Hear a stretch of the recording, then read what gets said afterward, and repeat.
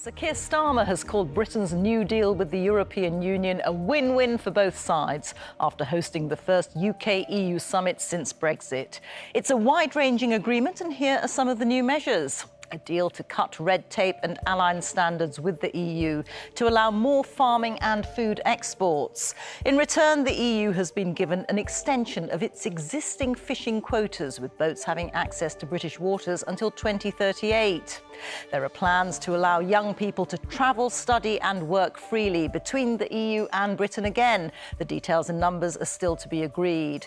And British travellers will be able to use electronic passport e-gates in the EU to reduce queuing time, although this needs to be implemented by individual member states. The Conservatives and Reform UK have both accused the government of surrendering to Brussels. We'll look at the economic impact and also at what it means for the fishing industry. But first, to this hat-trick of deals, it's our new partnership with the EU that they most want to talk about. And Mr. Speaker, and given their abject failure to strike a deal with India or the US, I can't say I blame them. So let me spell out the benefits of this deal, which gives our country an unprecedented level of access to the EU market. Mr. Speaker, the best access of any nation outside the EU or EFTA, strengthening our national security through our new security and defence partnership. Mr. Speaker, that paves the way for British defence firms to access the EU's €150 billion defence fund. That will support British jobs, British wages, British livelihoods. No more lorry drivers queuing for 16 hours at the border with rotting food in the back. No more needless checks, the inevitable consequence of their policies that made it so much harder to trade, even within our own market, between Great Britain and Northern Ireland. The reaction to this deal from business has been absolutely clear. This new partnership has been backed, this isn't the full list, the Federation of Small Businesses, the CBI, the Richest Retail Consortium, Asda, Morrisons, Salmon Scotland, the Food and Drink Foundation, the British Chamber of Commerce, Ryanair, Vodafone, producers of meat, foil and poultry, and on it goes. And I wonder whether that long list of businesses coming out to support this deal will temper the reaction of the Leader of the Opposition in her response. But then again, for weeks now, she's been... In a historic moment that sent shockwaves through Westminster, the Supreme Court delivered a crushing blow to Keir Starmer's covert dealings with the European Union. What began as whispers of quiet realignment exploded into a full-scale constitutional crisis as the highest court in the land exposed a concealed plan to re-anchor the UK to Brussels. Without a single vote in Parliament, the verdict wasn't just a legal slap on the wrist, it was a thunderous rejection, branding the entire scheme as an affront to democracy. For months, documents had been hidden, details buried in bureaucratic language, and public scrutiny avoided at all costs. But in one swift judgment, the veil was lifted. The court didn't just invalidate the plan, it dismantled it piece by piece, revealing a strategy that could have reshaped the future of Britain without the people ever knowing. When Labour negotiates, Britain loses. He talks about a hat trick of deals. They are own goals. In 2020, the Conservatives concluded the Trade and Cooperation Agreement, the largest and most comprehensive free trade agreement in the world. We agreed to come back in 5 years to improve terms. This renegotiation should have been an opportunity to improve terms for our country. The terms are improved for the EU. And the Prime Minister can dress it up as much as he wants, but he has failed. It is bad for bills, it is bad for jobs, and it is bad for borders. Mr. Speaker, it is very easy to sign deals if you're prepared to give everything away for pennies. This deal locks out our fishermen until 2038. We are now in a worse position than the Faroe Islands, a set of islands with a population of Scarborough, but who get to have annual negotiations. This is a Prime Minister who would pay to give away his family silver. Why is the Prime Minister selling our fishermen down the river? Is it because they don't vote Labour? While British farmers... Just like that, the silence around Starmer's secret roadmap shattered. Across the country, the mood shifted from quiet suspicion to outright betrayal. What was supposed to be a stealth return to EU alignment now lies in ruins, and Keir Starmer is standing at the centre of the storm. At first glance, it looked like a simple economic agreement. A few regulatory tweaks, some cooperative policy alignments, nothing out of the ordinary. But once the full documents were unearthed, it became clear this was no ordinary deal. Behind the technical jargon was a calculated roadmap to quietly reintroduce EU authority over British affairs, step by step. Legal analysts combing through the fine print found clauses that would have reinstated certain EU court jurisdictions, forced UK compliance with future EU directives, and stripped Parliament of its ability to challenge them. None of it had been debated in the Commons. None of it had been shown to voters. The strategy? Hide the deeper obligations behind trade language, then gradually normalise EU influence until a full return felt inevitable. Worse still, this wasn't a future plan, it was already in motion. British farmers struggle with the family farms tax his chancellor has imposed on them. Their regulations will now be made in Paris and enforced in Brussels. It is a total capitulation. We're not in the EU. We are not at the table. So can the Prime Minister tell us how is he going to ensure accountability for the hundreds of regulations he has signed this country up to? The principles we took into the negotiations are clear and simple. Does it drive down bills? Does it drive up jobs? Does it strengthen our borders?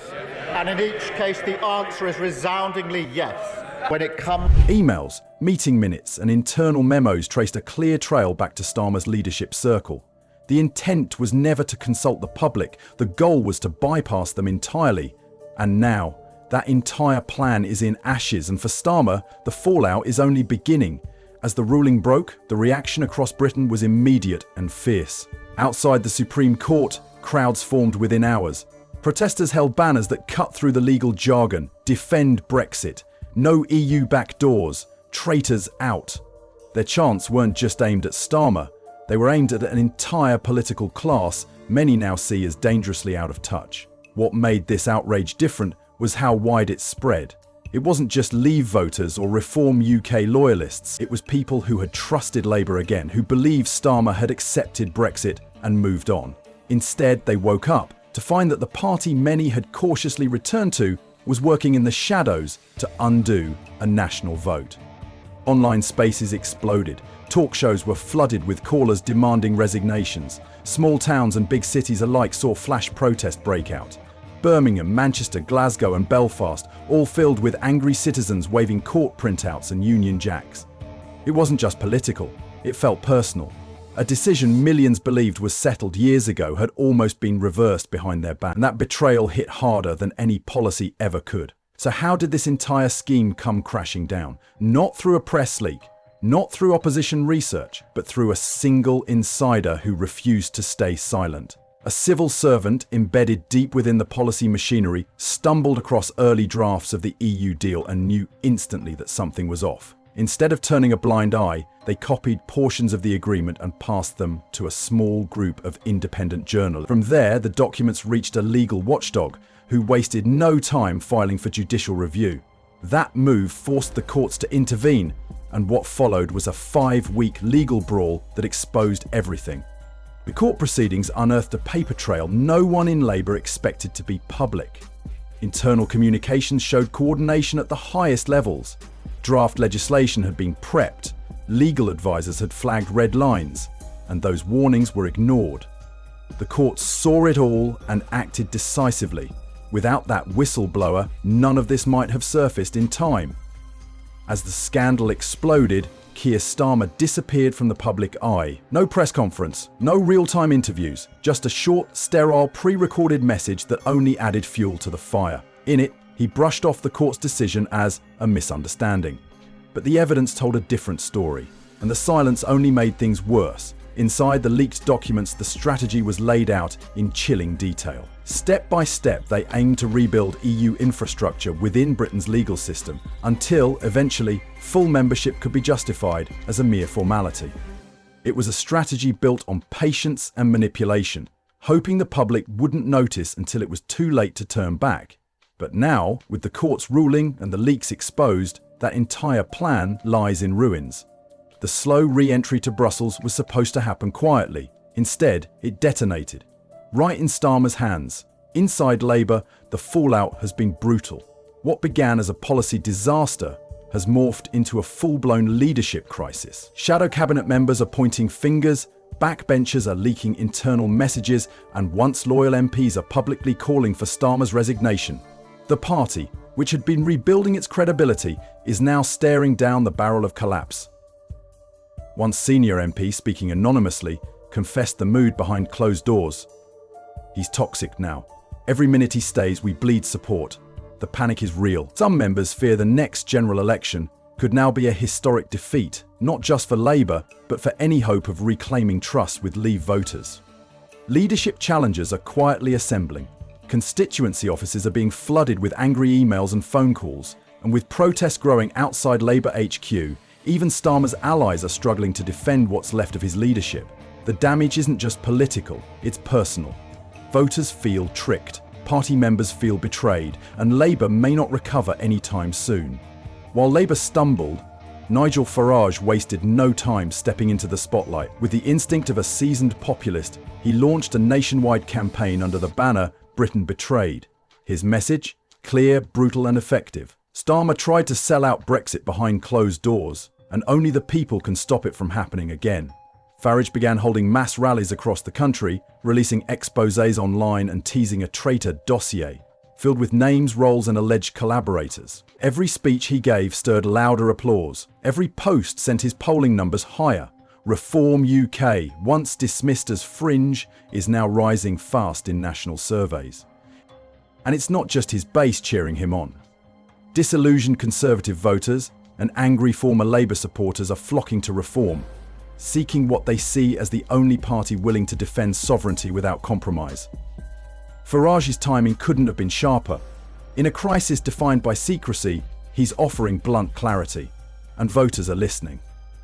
As British outrage intensified, a disturbing new layer emerged, one that stretched far beyond Westminster. Leaked files from Brussels confirmed what many feared.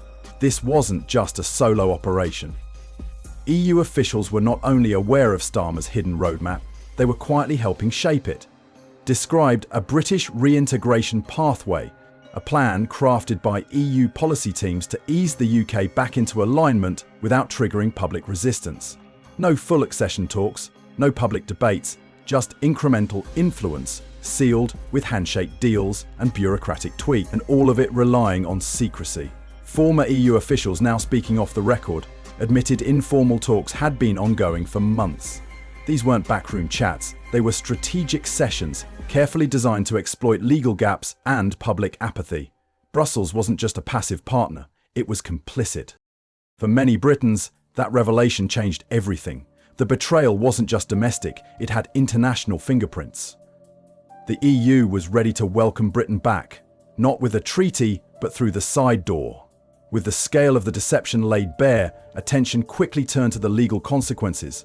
Could Starmer's actions be more than just unethical? Some constitutional experts think so. Legal scholars began combing through the evidence, and a troubling picture emerged. One where parliamentary consent was deliberately bypassed to enter into binding international commitments under British law. This could fall under misconduct in public office, a charge that carries serious weight. The Attorney General's office is now reportedly reviewing internal memos, emails, and meeting records submitted during the court case. If prosecutors move forward, Starmer could face the unthinkable, a criminal investigation while still leading the opposition. Insiders suggest a formal inquiry could begin within weeks, and if charges are laid, it would mark a historic first. Never before has a sitting leader of the opposition faced legal action for subverting parliamentary processes. The fallout is no longer just political, it's personal. And it's legal. Just when it seemed the damage couldn't go deeper, whistleblowers from Labour's own policy team stepped forward, and what they revealed stunned even Starmer's critics. According to one senior aide, internal warnings had been raised for months. Staff told leadership the plan was legally risky, politically reckless, and guaranteed to backfire if exposed. But those warnings were ignored. In fact, the inner circle doubled down. Team members were allegedly told to avoid paper trails, switch to encrypted apps, and even discuss parts of the plan during outdoor walks to avoid surveillance. These cloak and dagger tactics might sound far-fetched, but digital forensics teams have already confirmed much of it. Time-stamped messages, deleted documents, and off-the-record meeting logs are now under review. And then came the Supreme Court's ruling, a constitutional earthquake.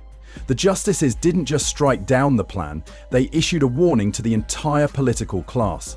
Democracy is not optional, and sovereignty cannot be traded behind closed doors. It was a judgment that elevated the scandal from a political crisis to a defining moment in Britain's legal history, and the damage done may take years to fully understand. As Parliament scrambles to contain the crisis, the backlash is accelerating. Rishi Sunak has called an emergency session and is now pushing through the Sovereignty Protection Act, a sweeping law designed to prevent any future government from entering binding foreign agreements without full parliamentary approval and a public vote. It's moving fast, and early polls show massive public support. But even as the legal guardrails are being rebuilt, the political damage is spiraling. Starmer refuses to resign, drawing fierce comparisons to past leaders who clung to power in the face of collapse. Labour MPs are openly revolting, backbenchers are plotting leadership challenges, and voters are abandoning the party in droves. Across cities and towns, protests continue, and many Britons are vowing never to trust the establishment again. Internationally, the UK is under a microscope. Brussels has gone quiet. Washington is rethinking trade priorities, and across Europe, populists are holding this scandal up as proof that globalist elites can't be trusted. The betrayal, the cover-up, the court ruling, it has all combined into a storm that may redefine British politics for a generation. Keir Starmer's gamble failed, and now Britain stands at a crossroads. Either reclaim democratic control or risk watching it vanish again.